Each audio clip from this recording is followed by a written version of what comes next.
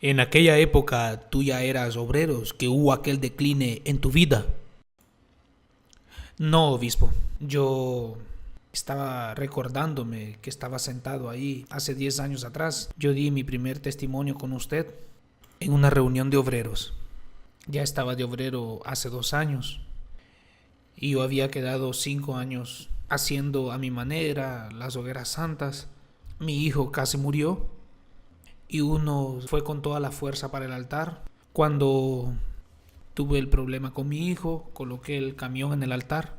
Y cuando nosotros dimos testimonio en la reunión de obreros, fue muy fuerte aquel testimonio, fue para todo el país entero. Solo que después de aquel testimonio, nuestro mayor cliente que nosotros teníamos dejó de pagarnos, hasta por cuenta del testimonio. Ah, usted está millonario, usted quedó millonario por mi causa. Y él tenía un contrato muy alto. Nosotros teníamos una red de televisión, producíamos para él, nosotros dejamos de recibir de él por causa del testimonio.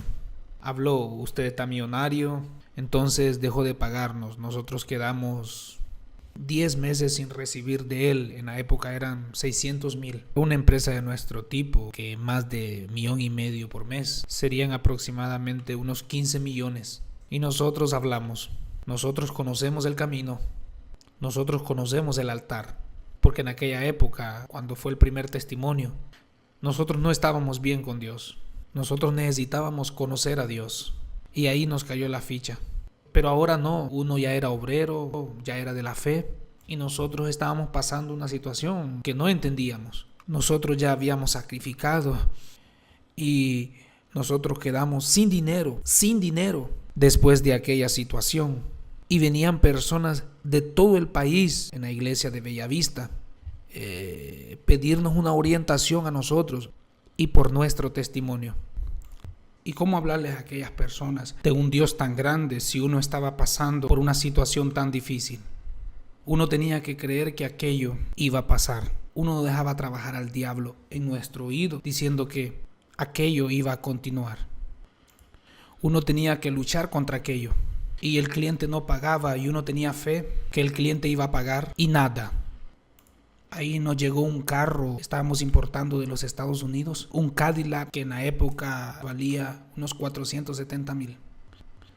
Estaba con mi esposa en el semáforo, el carro acababa de llegar a la aduana y estábamos en la época de la hoguera santa.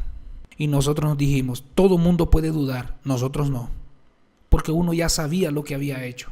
Uno era obrero, uno ya había vencido todo con Dios, la muerte que había tocado la puerta de nuestra casa. Nos hablamos aquel día y nos dijimos, nosotros llorando en el carro y escuchando la radio, porque siempre escuchamos la radio, que el obispo estaba hablando de sacrificio y yo estaba angustiado con aquellos problemas y dijimos así. Yo la miré a ella y ella me miró a mí. Yo le dije, es el carro que acababa de llegar. Y uno con toda aquella fuerza, vamos a colocar ese carro en el altar y va a funcionar y Dios va a mandar ángeles y va a quemar aquel demonio de aquel hombre que nos debía ya 6 millones. Y nosotros nos fuimos con toda la fuerza para el altar y colocamos el carro y orando y en la fe y en ayuno y nada. Y llegó otra hoguera santa y yo ahí estaba bien apretado con una empresa de gran importe, con funcionarios y cuentas y millones se van rápido, como si nada. Y llegó otra hoguera santa y nada. Y parecía que Dios había parado de hablar con nosotros. Y uno de obrero y el diablo hablando con nosotros. Y parecía que Dios se había ausentado. Parecía que Dios ya no hablaba más con nosotros. Y aquel silencio de Dios. Y nosotros orando y nos decíamos, nosotros no vamos a desmayar. ¿Qué es lo que tenemos para sacrificar? Todo lo que nosotros juntamos, dejando de pagar cuentas, eran más de 15,000 dólares. Dejé de pagar alquiler, dejé de pagar todo. Lo juntamos y lo colocamos en el altar. Ahora sí, no fue en la otra vez, ahora sí. Y nosotros en la fe, y nosotros trabajando de obreros, expulsando demonios, personas viniendo del país para uno atenderlos. Mire, Dios va a cambiar la situación, orando, amarrando demonios y aquella situación y nada. Llegó otra hoguera santa y yo ya tenía más de 5,000 dólares. Uno viene de 138,000 para 5,000 y nada, obispo. Y uno decía, no, ese hombre va a pagar. Uno estaba diciendo que Dios, lo que uno quería que Dios hiciera. Uno no estaba diciéndole a Dios, Señor, haga lo que usted quiera. Como Él nos debía a nosotros colocamos como foco que nosotros debíamos recibir, que era lo correcto, era lo justo. Pero uno no recibió el dinero, nunca. Hasta hoy nosotros no recibimos. Y llegó la cuarta hoguera santa, que dio un plazo más o menos de 1 año y medio, la cuarta hoguera santa. Y hacían 500 días que el silencio de Dios estaba en nuestras vidas.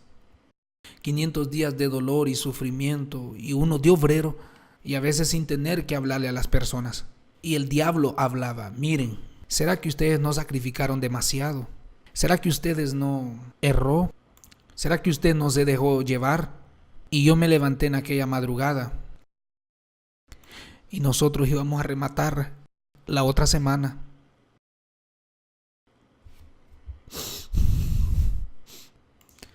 Ahí yo abrí la ventana de la casa y hablé, Señor, yo soy obrero, yo no estoy en pecado, no estoy mal como estaba en aquella época.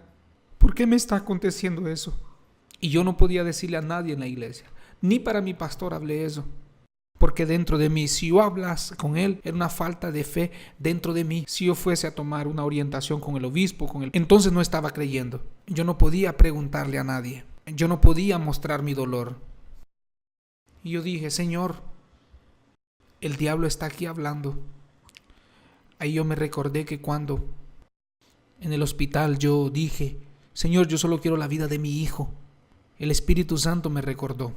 Yo dije, Señor, todo lo que el Señor hizo fue de más para uno. Todo lo que el Señor hizo fue grande.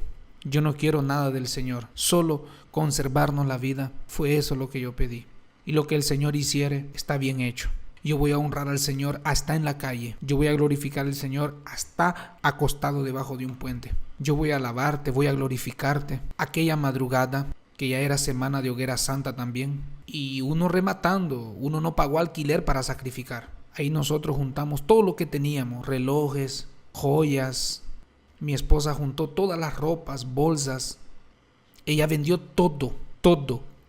Solo se quedó con 2 piezas de ropa negra, que ella dijo, este es mi luto. Y ella quedó con esas ropas solamente. Nosotros vendimos todo y dijimos, diablo. Ahí nosotros no hablamos con Dios, hablamos con el diablo.